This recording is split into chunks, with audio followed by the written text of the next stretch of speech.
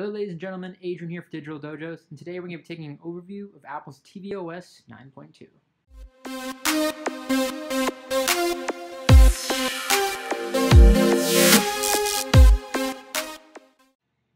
So today during Apple's events there was a ton of announcements, but one of those in the software realm was at that of Apple TV's OS being updated to 9.2, which brings a couple new features, really great improvements to one of my favorite Apple products that was released last year, the Apple TV 4th generation. So that being said, I apologize, I don't have a USB-C cable, so we're doing this old school. As you can see here, here's the new features that came out. You have Siri, Dictation, folders, Bluetooth keyboard, photos, iCloud support, and a bit more, so we're going to go over that. Let's go ahead and talk about Siri dictation first and foremost. You can now dictate using the Apple TV remote using Siri to input text on certain search fields and usernames and passwords. And while that seems weird to say your password directly into your TV remote, it is super, super useful and saves you a ton of time.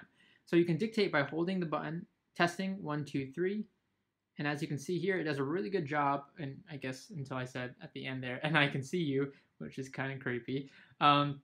It can dictate text. Now you can do it two ways here. So you can see there, I just spoke into the actual remote there, but you can also dictate based off of just letters. So I can say, for example, 1, B, C, D, E, F, G. And you can see there it does a really great job, and we're getting some random video results here on YouTube at dictating and inputting text, in this case in a search field, but it also works for, of course, logging in. Now another thing that's been added is folder support. I know, super revolutionary, but it's making it more like iOS, obviously. So you can hold on an app here, and once you hold down long enough, they'll start jiggling here as you do, and you can rearrange your apps. But however, if you hover over another icon and just wait for a second, you can see you now get the folder option within tvOS. So again, you just like iOS, you just drag over an icon, hold, wait, and then release it in there, and then you can rename the folder as needed. So I now have a news folder here. Now, some other quick UI changes I also want to mention. You'll also notice the app switcher has changed a little bit, so you can actually switch between apps in the Apple TV by double tapping this little home button right here. And now it's gone from a kind of iOS 8 looking switcher to this kind of side-by-side, more modern switcher, which I gotta admit, however, it's great and all that, but it seems very like slow to me, very kind of just lacking behind in terms of the actual speed that you swipe on the actual trackpad here. You can also now use Siri to go ahead and search through the actual TV App Store. So for example, I can just say, search the App Store for NCAA. And just like that, you'll get results for the apps that match your search.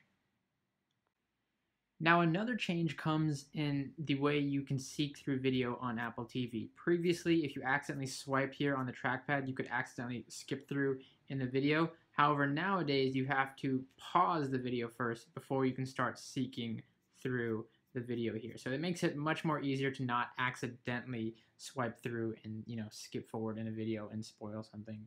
Hopefully I didn't do that here for you. Now, as mentioned earlier, if you go into your settings as well, you now have Bluetooth keyboard support, which has finally been added. So you can easily hook up a Bluetooth keyboard if need be, which is really great, again, if you want to quickly type in things or navigate around the OS a little bit faster. And it also has support, of course, for the remote app. If you have an iPhone, iPod that supports the remote app, you can go ahead and install that and connect it that way as well.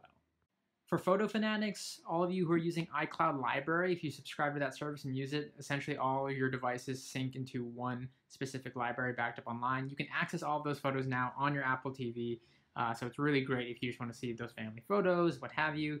Previously, you can only work through PhotoStream, but now you have access to your entire iCloud photo library.